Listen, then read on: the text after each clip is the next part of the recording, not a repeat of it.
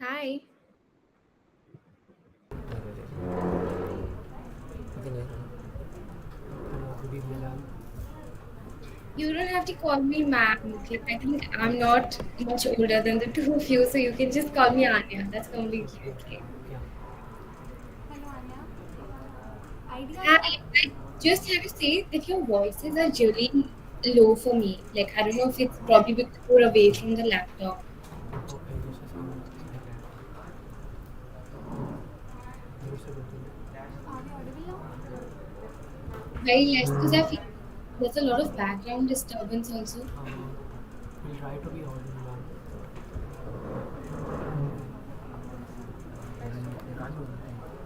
Ideas are commodity, execution of them is not. Known for her boundless determination and optimistic demeanor, today we are honored to have with us Miss Aanya Wig, founder of Girl Uprise, co-founder of COVID Fighters India, program associate of Circle In, council member of Delhi Anti-Sexual Harassment Council, a Susi scholar and a TEDx speaker. Good evening, ma'am. Today, I, Palak Jain, And I, Jayasha, would like to welcome you on behalf of Dream Merchants VIT. Before starting, we would like to show our gratefulness to you for taking out the time to glorify our event Startup Paathshaala Episode 3, which aims at empowering the youth towards the startup culture. Besides that, we would also like to extend a warm welcome to all our fellow mates who have tuned into this episode from several different colleges to learn more about the challenges faced while building a startup and learning the skills required to make that dream turn into a reality. Ma'am, so let us start with the first question. We are curious to know about your journey. when you find an idea that you just can't stop thinking about, that's probably a good one to pursue. Anya, how did you came up with the idea of Girl Uprise? Hi, first of all, thank you so much for having me here. I am so happy to be a part of this, for you to inviting me, and for me to be able to share my story, talk to so many other young people out there. So I think for Girl Up Rise, the motivation came in personally and professionally both. So I've been born and brought up by a single parent, my mother, and all my life I thought women can be leaders in industries, at home, outside. But somehow while growing up, I realized there's a big difference between what I perceive to be the truth and what the world perceives the reality.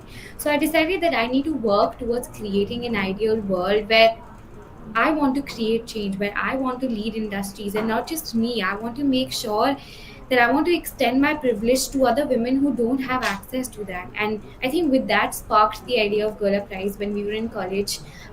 It was started by four of us actually, and now it's Soumya and I, the co-founders, and we realized that we actually got a lot of support from our college in terms of opportunities, in terms of education. We had the best of the girls across the country studying in a college, and we realized that not all girls have access to a safe space or a platform. And we decided that why not use the resources that we have to create something which is more accessible, which empowers more women. And we decided that listen, we want to make sure that we're able to empower women in whatever way we can. So, be it menstrual empowerment, be it access to menstrual hygiene products, be it legal literacy, financial literacy, be it in general public speaking, communication skills, anything that we can do. But of course, our focus started with menstrual hygiene, and it's still one of our largest focuses. So, yes, I think that's how it all started with.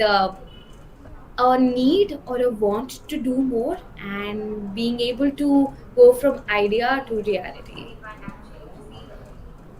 Your story seems to be quite inspiring, ma'am. So, every worthwhile accomplishment, big or little, has its stages of drudgery and triumph, a beginning, a struggle, and a victory. Having said that, what were the challenges you faced while working on Girl Uprise, and how did you overcome them? I think the challenges that we faced initially are still some of the challenges that we face today. So, we're a volunteer run organization, and we started out when we were all students. Most of the people that are still a part of Girl Uprise are students, which means that it's very difficult to figure out how do you motivate young people to be a part of social change and be as passionate as you are, right? Because we live in a world today that everybody wants to join some place with a great name so that they can post it on their LinkedIn, they can add it to their CV, and the next step is always getting a job. You will talk to people who are in their first years and second years, and most of them, they already know what they want to do in the end. Either it's a job or if it's an entrance exam that they want to crack. And rarely do you come across people who say that, I want to use the skills that I have and impart it to other people, or I want to make sure that I'm able to create some change. So I think the most difficult problem for us has always been able to find people who are passionate. I think we've been lucky to find so many people. We're now a team of more than 85 people. So I think starting from 4 and now 85, not just in Delhi, across the country. And we actually started out at a very similar time when the pandemic was also starting. So most of our work happened online, and it's very difficult to create online impact. We didn't want to restrict ourselves to just things that or stories that we're posting on social media. We really wanted to create content that would engage with people, and we wanted to step on ground. So in during the pandemic, we actually went on ground to refugee women from Rohingya and Afghanistan and distributed sanitary napkins. We actually also participated with UNHCR on a program for mask making, because we realized that refugee women were one of the most impacted groups of people during the pandemic, because everybody in their families lost out their jobs and they actually weren't very skilled to figure out what they can do. And I mean, everything was closed. It's not like everybody has access to digital tools or digital knowledge for that matter. So we started training them in mask making, and we started selling those masks, publicizing them. So yes, I think the pandemic, of course, and also constantly figuring out how to get more people on board or making them work efficiently. I think those are the top three problems. Ma'am, we are really touched by your response. We all know about your incredible efforts towards COVID Fighters India, one of the biggest COVID relief initiatives in India. How did COVID Fighters India start? So, I think people expect a very prim and proper answer to why it started, how most startups start, right? That you have an idea and you want to implement, and you plan something and you discuss with people and you start it out. But actually, it wasn't that for us. I think COVID Fighters India started out of pure lack of helplessness that we used to feel all the time, and knowing that we wanted to do something. Right, most of us were sitting at home and we knew that people are losing their lives and there is so much chaos, and some of us just wanted to do something and we didn't know what that something was. And I think that's when COVID Fighters India started, because we realized there was a huge gap between people who wanted resources and people who had access to these resources. So we decided to come in between and make sure that we're able to become the communication channel between the two of them. And I think eventually we also realized that one of the bigger evils of COVID was also misinformation. All of us would get thousands of pictures on WhatsApp, on Instagram, ki, oh, this is available here and this is available that. But by the time we would call them, we would figure out that it's not available, and black marketing started. So many things were happening. So to be able to figure out a mechanism how we could verify resources 24/7 in all parts of the country, and to make sure that somebody who's in need and somebody who has an emergency doesn't have to dial those 500 numbers and you know end up losing someone. So I think that's how we all started out. And it initially started with a great idea by Arnab to start a Discord channel, which still exists, which had actually 13,000 people. And then eventually us expanding into spreadsheets, websites, applications, and different platforms to make sure that we're a little more inclusive and also expansive in the things that we're trying to do. Okay, ma'am. So, ma'am, life is like riding a bicycle. To keep your balance, you must keep moving. With that being said, what is the inspiration that keeps you moving forward? So I think again this is a very difficult question, right? Because for most people I've seen, they have a person or a character in their lives, right? That you look up to. It could be somebody you personally know, or it could be somebody that you don't know at all. It could be a LinkedIn figure or an actor or a someone or a politician. I don't know. But for me, actually, there's no one person that I think inspires me, because I think what really inspires me are the different kind of people that I interact with, right? Because what happens is I try to take away different things from different people. So all the women that I would have interacted with at LSR, I try to take away different things from them. All the people that I interact with my office now, I try to take away different things from them. So I try to get inspired by all those around me, then deciding, okay, this is the figure that I want to be like.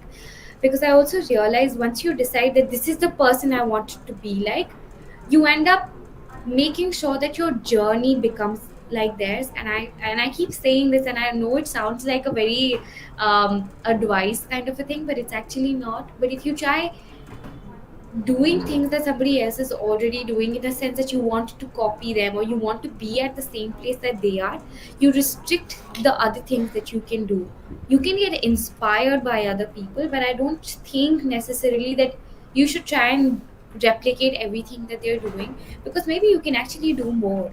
So which is what I try to do. I try to take away different things from different people and make the, I don't know how to call it, make a cocktail of inspirations from different people.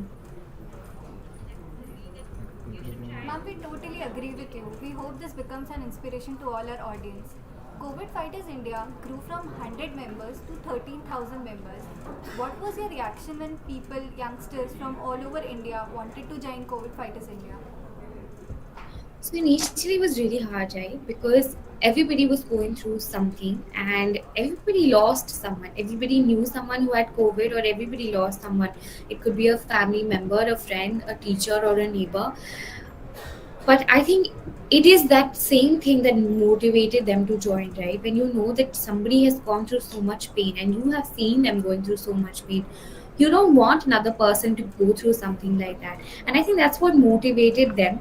And to realize that people who might be going through so much want to be a part of what you're doing, it really motivates you to do more, right? So with 100 people we were able to do a limited number of things. When more people became a part of it, we were able to expand. So initially it just started out with Delhi, then it reached out to say places like Uttar Pradesh. And Uttar Pradesh, we have so many districts. You have Lucknow, you have Noida, you have so many places that you possibly cannot cover because it's so huge.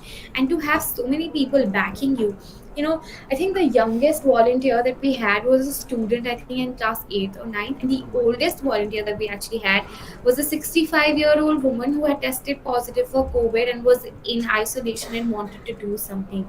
So I think motivational, but also very inspirational, right? To know that people want to come together to help each other. I think that's something that we rarely see in today's time. Today, when everybody is so selfish and everybody is so restricted by the goals and the tick boxes that they want to complete, to see that people put a pause to everything that they were doing, and even if it was 15 minutes of their time, to come together and to help us help other people. So I think that was, I think if that wouldn't have happened, COVID fighters obviously wouldn't have existed. So I think anything that we did is credit to all those people who showed up when they had to show up. And this is the changing face of our country. Life is not always a matter of holding good cards, but sometimes playing a poor hand as well. How did you deal with the situation of unavailability of oxygen tanks and resources when the patients needed it the most? So we were actually working on the digital side of it, right? Most of us couldn't go on ground because we were restricted or isolated, or we were in zones where you weren't allowed to go out. So what we tried to do was just put out information. We couldn't really pick and choose who gets what, right? Because that would be unfair for us. So I think we would just make information publicly available. So we would verify resources from 9 a.m. to 12 a.m. every day. And from 12 a.m. to 4 a.m., we would become an emergency SOS team. So I think that's the time when we would actually try and help people or patients whose oxygen was really falling. But the other times it had to be the same information. And even for patients at night, it was the same resource base that we had, the same information, because unfortunately we couldn't create resources. We didn't have the manpower, and neither did we. I mean, I'm not a part of a hospital, neither do I have a industry or a business where I can create oxygens or have the money to get it from some other country. So I think the only thing that we could do is make sure that everybody has access to equal information. But what happened after that was completely, I think, luck also played a big role, because you don't know who gets the cylinder, right? If there's one cylinder and 20 people, you don't know who gets it when. It's a matter of seconds when these things would run out. So, not much from our side in terms of controlling the demand and supply. But yes, of course, ensuring that we supply information as much as we can, as regularly as we can. It's really inspiring to know that you maintained your calm during the tough times. Ma'am, what was your family's reaction when you started COVID Fighters India? They were actually very supportive. They were very scared that I will not give myself time, which I did not. So I think one thing that people don't talk about enough is the impact of volunteering during COVID. Because yes, everybody went through personal loss, and the volunteers went through personal loss, but also went through loss that might not be theirs to lose. You would see people you lost who you never met before, who you never communicated with before, and the loss that you had to bear was multiplied into the number of times people would contact you. So I think it was really heavy. So my family tried to be there as much as they could. They actually volunteered also a lot of times to help us with the resources. But I think they were worried for me, but they were also very proud of me, right? Because there weren't a lot of people doing what I tried to do. So yes, I think they were there when they had to be there for me. The support from the family plays a very important role in an entrepreneur's life. Ma'am, you are also a founder program associate of Circle In. What is the motive and objective behind Circle In? So I'm not a founder. I'm just a project associate at Circle In. So Circle In is actually a new organization which started a while ago. It's trying to ensure that the women participation in the labor force in India increases, and the empowerment of women in the economic sense, but from the demand side of it. So I think what happens often is that we try focusing only on how to make sure women are more upskilled, how to make sure that they are perfect for a job. But what we often don't focus on is the lack of jobs available, or the fact that a lot of women aren't able to progress further in the roles. How many people do we see on boards of different companies? It's less than 20% of women do we see on boards, in of course in India and across the world. So what we're trying to do is partnering with the private sector or with different sectors, be it the government sector, to ensure we're trying to bring in change or policies where women are able to join the workforce more, retain them a little more, and also make sure that they're progressing in their roles a lot more in the work sphere. Ma'am, we totally support the vision behind Circle In. Knowing how things worked out for you, is there anything you will change if you get a chance to go back in time? I honestly don't think so. So it's easier for me to say that in hindsight, right? When you've passed something in your life and you feel like that wasn't that important, so it's easier for you to say it. But in that moment when you're going through that phase, it feels like this is life is all about. So no, I didn't. So I wanted to be a lawyer, okay, and I sat for the CLAT exam. I didn't get a good rank, and before that, I decided I have to study a lot, because boards I can only give once, CLAT I can give again, and I studied really hard, and I got into LSR. So initially, I thought, listen, this is, I don't know how good or bad of an idea this is, because everybody around me always told me that you should be a lawyer. Wow, you have great public speaking skills. You're so good at debating. You're so smart. You should be a lawyer. And I think that I internalized that, and I'm still very interested in law. But and in that moment I was really sad, right? I didn't get a good rank and I didn't get a law college, and I was like, oh, NLU Bangalore is my dream, blah blah blah.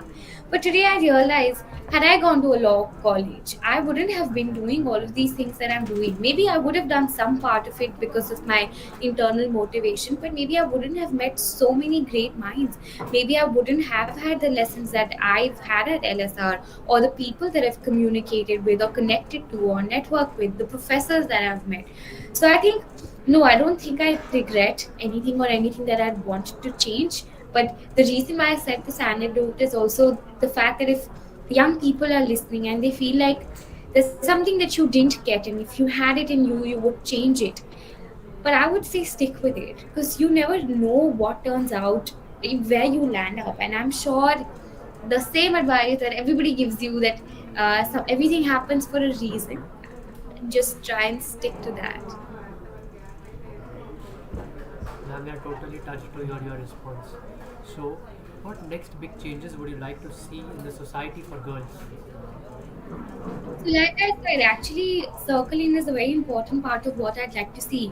We keep talking about how women representation is more important, but hardly do we see people doing anything about that. And the fact that I'm trying to be a part of that change, where we're actually trying to get more women in the workforce, is something that I really want to see, because I think it's not only about representation, but diversity and inclusion is super important. And if half of us are pulled back, how are we ever going to move forward, right? So I think working towards that. Ma'am, we totally agree that girls should be treated equally. We hope we achieve this goal together. I have personally always held the belief that success is a relative term. It is defined for different people living in different walks of life in different things. Having said that, I am really curious to know, what does success mean to your organization as a whole, as well as for you as an individual?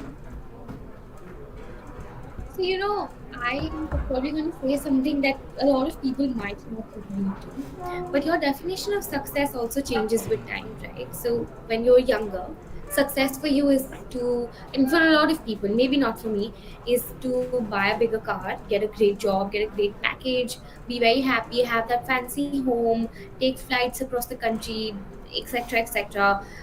But for me and my organization, I think success is also in the little things that we do, right? So maybe for our organization, yes, eradicating period poverty in India would be a success. But at the same time, what would be a success is if any person saw something when we were talking about sort of tackling period myths or taboos around periods, or if any boy or any other non menstruator who could step back and think, yeah, I shouldn't crack jokes about periods, or if any woman, even if it's a single woman who got access to sanitary napkins and was able to take care of her sanitation, I think that's success for me. So like you said, maybe success is relative, but I think success is everything. Any little thing that you do that makes you happy, or it feels like you're moving a step ahead, I think that's success. So for me and my organization, I think this is what success is. Those little changes are not always moving mountains, but also um, little things that we do to make sure that we're able to change lives one step at a time. Ma'am, you're a part of so many organizations.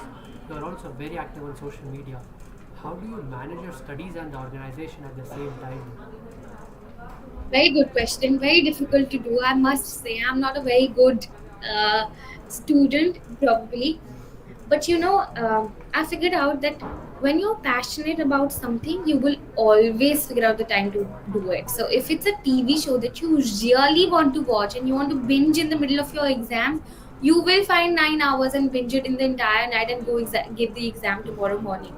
So just like that, when I was in college, right, I would do college, and then so I got a job at the Quint. I used to work as a journalist with them. So I would do college from 8 a.m. to 5 p.m. Then I would do a night shift from 8 p.m. to no, sorry, wait, 5 p.m. to 12 a.m. And then whatever time I got, I used to sleep. And in the middle of travels, I would do assignments, readings, etc. I would also have fun, right? I didn't go to office every day. I had some days of the week where I would go. The days that I was not going, I would probably go for a dance class, or I would do girl up work, or be I was a part of a lot of societies when I was in college. So in hindsight, I feel like I used to do a lot, but in that moment, it didn't feel like I was doing a lot, because always I was. I think I'm a big patient, not patient of FOMO, because I always feel like people around me are doing more, and I keep telling people ऐसा नहीं होना चाहिए, but I would be lying if I said that I don't feel like that. I always feel like that. Of course, we're living in the age of boom of social media. Every second you see somebody's got an acceptance from Harvard, the other person's gotten a great job, and you feel like, listen, what am I doing with your life, with my life? But I think with time, I think that's gotten a little better, because I've tried to tell myself, convince myself, ki, theek hai, it's okay.